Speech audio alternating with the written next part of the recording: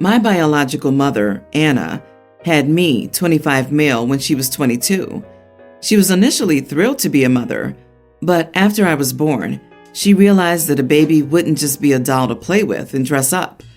In the few fuzzy moments I have of her, Anna was never warm or motherly to me. The strongest one I remember is her screaming at me over something I can't remember.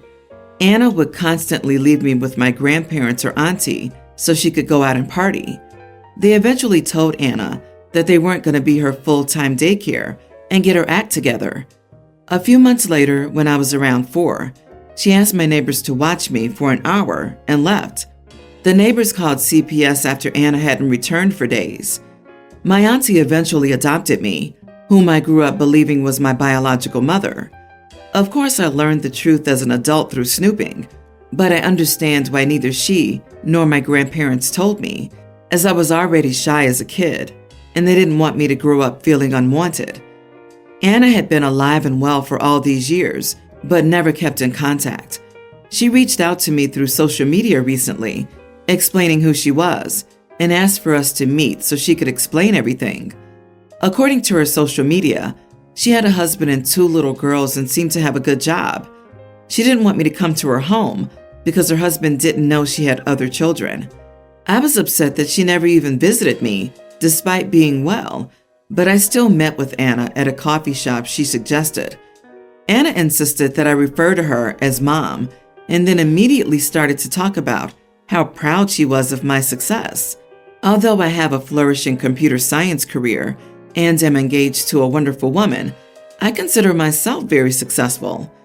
But her success talk implied that she wanted money or other favors from me. I shut Anna down and told her that I had no interest in a relationship with her. I told her that I had no interest in being used. She abandoned me and was embarrassed by me because she never told her husband and was only worming her way back into my life because she wanted things. She insisted that wasn't what she was trying to do. I told her to accept that I would never care about her and to focus on the 2 kids she didn't abandon. Anna was in tears, but I didn't care and left her crying at a coffee shop. My friend Liv told me I was making assumptions about Anna and how she could have genuinely changed, but I perceived her the wrong way because of my past experiences with her. I admit that was possible, but I don't owe Anna my time anyway.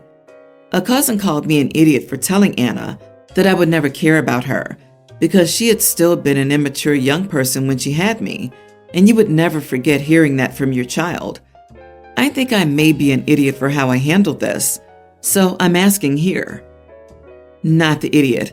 If Donna Shellstrop has truly changed, then that means she was always capable of change, but I just wasn't worth changing for. Yeah, she might have changed, but where was she in your life over the years that she had changed? You don't owe her anything. She didn't raise you. You're allowed to feel however you want about her. This is absolutely correct.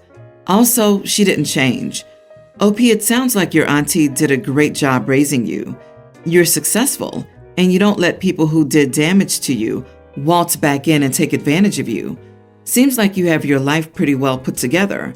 You are absolutely not the idiot for not letting her mess it up. She didn't want you to come over because her new family didn't know about you and also wanted to have a secret relationship with you and wanted you to call her mom. These two don't add up.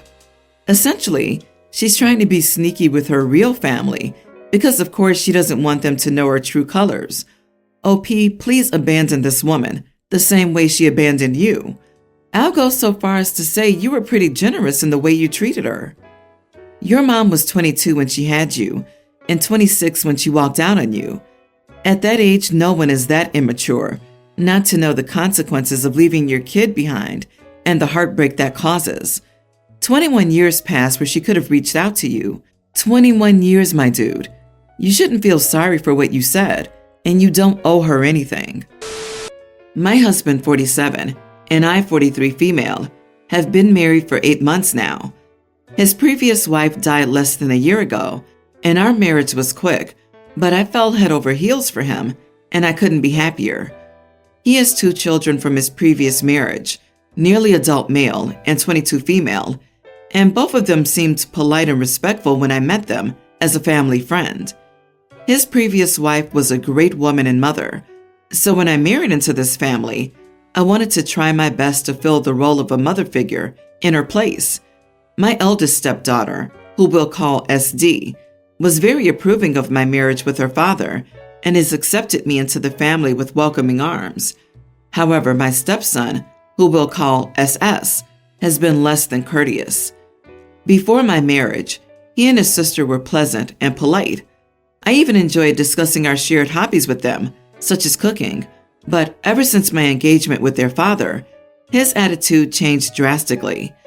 I assumed this was because he was having trouble adjusting to his biological mother's death, and I was willing to give him the time he needed to grieve. But since then, his behavior's only worsened. At the start, he was mostly cold and distant, like he would ignore me when I greeted him, etc.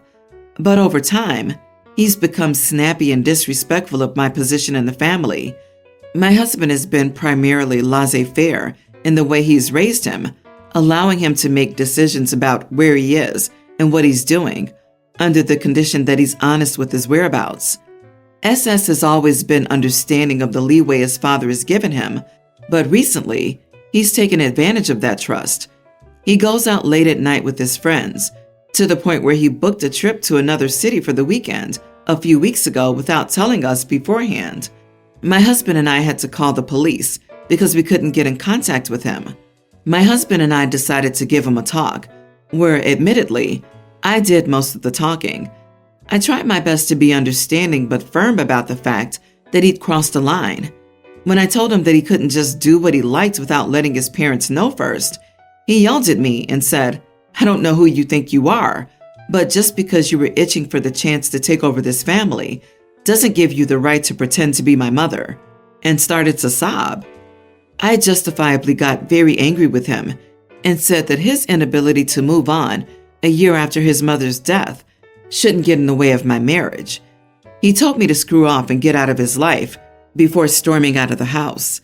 Since then, SS has refused to talk to me.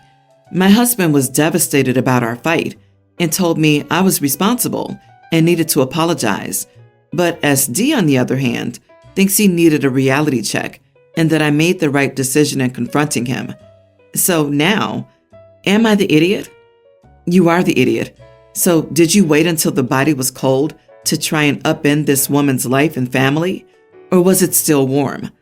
The gall of trying to become a stand-in parent and then having the audacity to punish this boy for not adjusting well to his dad's brand new plaything makes me sick. My money's on she was sleeping with the dad while his first wife was sick, and I doubt the stepdaughter's really okay with how OP and dad have handled this. She just sees the writing on the wall and is not going to cross their new mommy because she's terrified of damaging her relationship with her dad, the only parent she has left. OP and the dad sound like monsters. You are the idiot, especially for referring to his mother as his biological mother. That's, wow, amazingly tone-deaf, incredibly cruel. She's his only mother. You're just some woman who honed in while the body was still warm. You are the idiot, massively. First, you don't get to set a timeline for someone else's grief. He gets to grieve as long as he wants. Telling someone to move on from the death of their mother is unbelievably insensitive. Second, 1 year is an incredibly short amount of time for a kid to lose his mother and gain a stepmother. You have to allow him time to wrap his head around that. It may take years to be okay with that. Finally, given his age, you're not a mother figure for him. You are his dad's wife. Discipline and parenting should be coming from his father, not you. I, female 27, found out I was pregnant very recently. My husband, 34, and his family are beyond happy and excited. From what I heard, my husband was married 2 times before, but couldn't have kids for 10 years. This is obviously a huge deal for his family because his mom will be a first-time grandma with this baby. They threw a celebration dinner for us, and as his mom and I were talking about the baby, she told me about how she had already started making memories and started having keepsakes of her grandbaby. I felt a bit confused and asked if my husband had bought something for the baby and gave it to her. She said no, but he did bring her my used pregnancy test and gave it to her to store as a memory of the news of her grandbaby's existence. I was floored. I looked at my husband like, "Did you really do that?" He nodded while smiling. I felt creeped out, disgusted, and very uncomfortable. After the initial shock, I just went off on the both of them, calling what they did creepy and disgusting and highly violating. My husband argued that it was not a huge deal. He just grabbed the test once I got rid of it, put it in a plastic bag, and gifted it to his mom as a keepsake.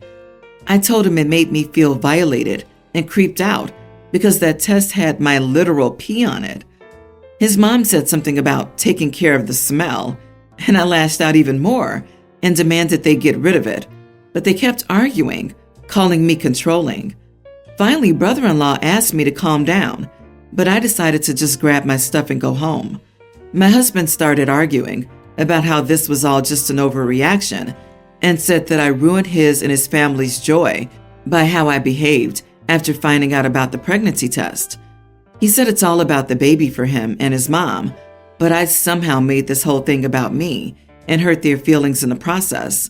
But that was my pregnancy test, and I just couldn't help but flip out, even if it ruined their joy for the news. Did I overreact? Am I the idiot? I think I see why at 34, you're his third wife. Not the idiot, OP. First grandbaby after 10 years plus of waiting. Girl, there's a lot more in store for you. I wish you good luck. We may be seeing you here frequently with boundary-stomping mother-in-law. I'm sorry, what? They said it was about their happiness and the baby, but not about you? The one creating life in your womb? Do you realize it's the first step to never having a say in your own child's life? It's going to be your husband and his wife. Oops, I mean mother. Not the idiot, but reevaluate seriously if you want a baby with this man and want to stay with him. Red flags all around. My first red flag was OP saying, "from what I heard," because while it may just be an innocent phrasing, it's also as if OP didn't hear it from her husband that he had been married before and couldn't have kids. I thought to myself, was this gossip at a party? From a cashier at a grocery store? From his aunt? It seems like something they would have discussed, but the way she says it, it's almost as if she didn't know about his prior marriages and desire for a child. So for them, it's all about the baby, and your husband accuses you of making your pregnancy about you, and you're his third wife because the previous two were infertile? How dare their broodmare have feelings is their attitude. Start laying down hard boundaries now, or soon enough, Mama's boy's husband will throw a tantrum about mother-in-law not having a front row seat and a film crew in the delivery room. Unless that's the kind of life you want, carefully reconsider your situation. I, 28 female, and my husband, 29, have been married for 6 years. And for most of those years, we have been trying to have a baby. However, my infertility issues have brought us to the point of reconsidering and looking into adoption and surrogacy instead, after years of IVF treatments and various other outlooks. Then around 2 weeks ago, a miracle occurred. I was pregnant. I was ecstatic and overjoyed to tell my husband. However, I wanted to bring the news to him more elaborately, as this is dearly important to him. After checking in with my doctor due to the chances of me having a pregnancy complication and planning the surprise, it occurred to me that my husband's birthday was also coming up around this time. My sister, 26, and I, we've been good friends with my husband since we were children, have been tossing around ideas about his 30th birthday.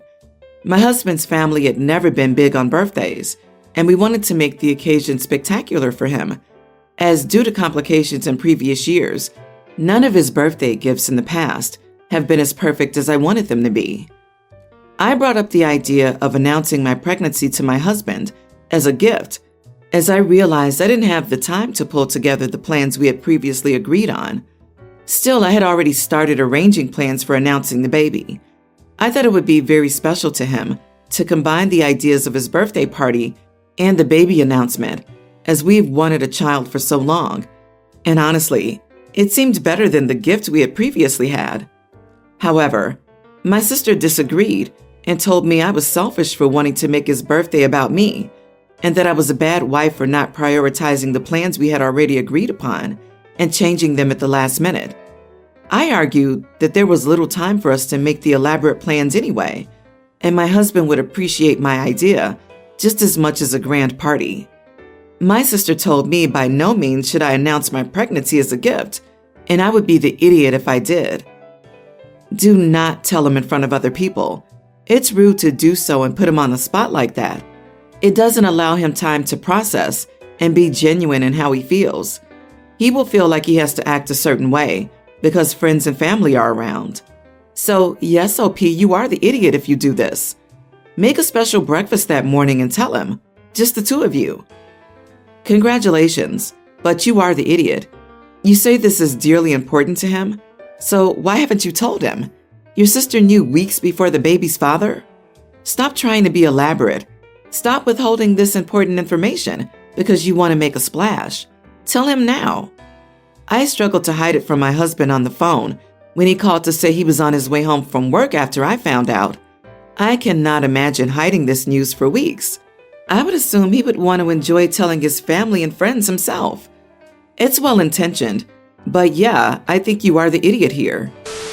My sister and her husband fell on hard times because of the global issue. They went from renting a nice house to having to rent a room from a friend. It was supposed to be temporary, but they've been in his house for an entire year, and he didn't have more than one room to spare to rent to them. I have a family of my own and my house is full, so I don't want them living with me. But I have a vintage camper trailer in my backyard, one of those small ones they call a canned ham type. It's had various repairs over the years, including redoing the floor and ceiling and getting a new axle, and it's in pretty decent condition for being over 50 years old. I take this camper on yearly trips with friends and on camping trips with my family. My sister, though, has asked to borrow the camper numerous times to put in her friend's backyard so her teenage son can have some privacy and use it as a private bedroom. But I know my nephew. He's destructive with everything and would turn my camper into a total mess. And I'm certain they wouldn't want to give it back whenever I need it because he'd already lived in it. So I know they can't simply go out and get their own camper because ones in usable condition are not cheap. And right now they're trying to save every extra dime to get back on their feet. Recently, my sister has gotten our parents involved, and they think I should lend them the camper, but I've still refused. They won't let up and seem to think if they keep hounding me as a collective, I'll give in, but I haven't. My wife is on my side and has refused to let my sister and brother-in-law in when I'm not home. They have a vehicle that can tow the camper, so I don't trust them not to take it if they can get into my backyard. My house also has cameras, and my sister and brother-in-law are aware of them now. They say I'm the idiot because I only use the camper a few times a year, and they need it now. But I worry that they wouldn't want to give it back, much less return it in the same condition. I firmly believe I'm in the right, but with my parents and sister constantly breathing down my neck, I thought I'd come here for an unbiased opinion. Am I the idiot for not lending them the camper? Info: I did suggest they get my nephew a tent, but they shot that idea down and called a tent temporary. If anything, that just felt like another red flag to me. Not the idiot. It is your property, and you're perfectly within your rights to use it as you see fit. If you know that your nephew is destructive, then why would you allow him unrestricted access to it? It's not your fault that his parents cannot provide for him. If your parents are concerned, then they can purchase a vehicle for them to use or stay in. This is why people go no contact. I think your reasoning is sound, and you don't want your goods destroyed, which this teenager might do. Be prepared to report the camper stolen and have your sister arrested for theft. I would warn her before going no contact that you'll be doing that.